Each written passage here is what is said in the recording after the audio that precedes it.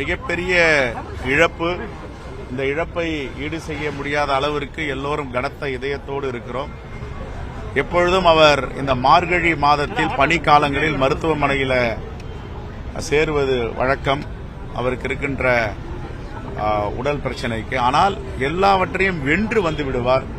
இந்த முறையும் நாங்கள் அதே போன்றுதான் நவம்பர் டிசம்பரிலே காத்திருந்தோம்.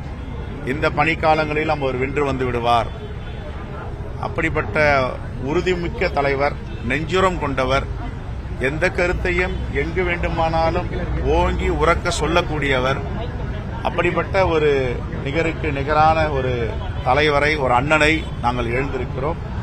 இந்த இழப்பு என்பது ஈடு செய்ய முடியாத இழப்பு. இன்று மக்களுடைய அஞ்சலிக்காக இங்கே வைத்திருக்கிறோம். நாளை 2 மணிக்கு மேல் இங்கு இருக்கின்ற மணப்பாக்கம் மின்சார மயானத்தில் அவரை தகனம் செய்ய இருக்கிறோம். வெளியூர்களில் இருந்த தோழர்கள் வந்து கொண்டிருக்கிறார்கள் அவருக்கு மலரஞ்சலி செலுத்துவதற்காக. ஆகவே ஒரு மிகப்பெரிய இழப்பு காங்கிரஸ் பேர் இயக்கத்திற்கு. வராங்க. நாளைக்கு காலை புதுடெல்லியிலிருந்து எங்களுடைய தலைவர்கள் வருகிறார்கள்.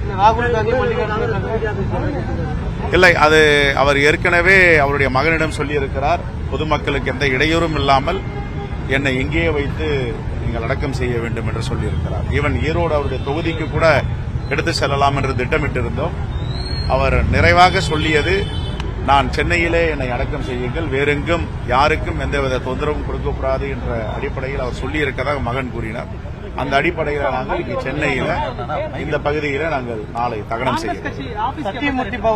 இல்ல அவருடைய விருப்பம், யாரையும் எந்த தொந்தரவும் செய்யக்கூடாது, இங்கே அவருடைய விருப்பத்தை நிறைவேற்ற ராகுல் காந்தி மல்லிகார்ஜுன இன்னும் திட்டமிட்டு இருக்கிறோம். தகவல் வந்தபடி பத்திரிகையாளர்